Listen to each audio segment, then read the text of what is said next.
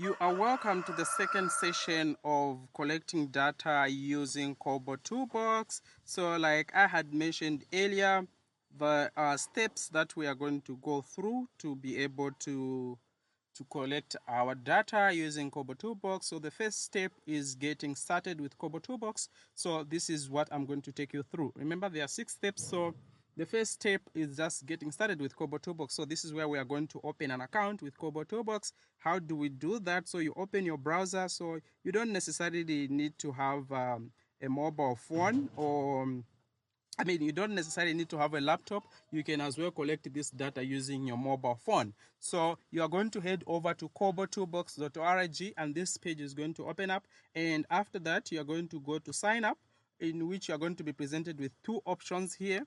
So you can pick each one of them. There's the global KoboToolbox server and the European Union KoboToolbox server. Well, it doesn't really matter which option you pick. Both of them are free. So you're just going to say create an account if you don't have an account with KoboToolbox, and a page is going to open up where you'll be just required to input your details, your credentials, and then you will be ready to get started with KoboToolbox. So bear with me here. My network is slightly poor, so just be patient a little bit. So if yours has already opened at this point, just put in your details there.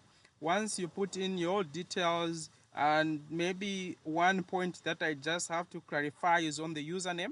So the username has to be in small letters, okay? It has to be in lowercase, okay? Once you put your username in lowercase, and it has to be unique, okay? It has to be unique. You don't have to take a username that someone else is already using. So it has to be unique and in lower cases.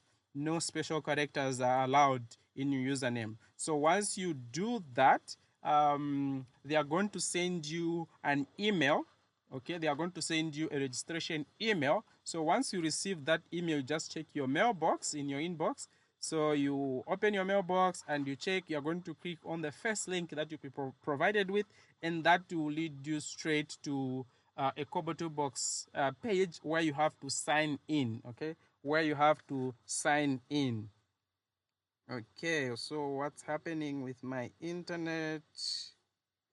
Okay, so let me just confirm some. Okay, so, and if you have done that, okay, there it has opened now. So this is where you are going to put your details, your name, your username, your email address, country, okay, sector, which sector are you in, and then organization, okay, maybe it's non-profit organization or government institution, education organization, depending on the organization that you belong in. Then there are these for marketing and as well as to agree. So you have to agree to these, especially agree with terms of service, then password and password confirmation, and then you say create an account. So this is the part where they will send you an email and you read your email carefully and follow the instructions. So you just click on that link and it will take you to the login page. Okay, so for me personally, I already have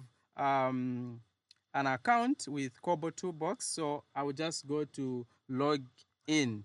Okay, so I'll just say log in. So I'll just click here capable. That's my username there, and then I'll type in my password. I'll type in my password.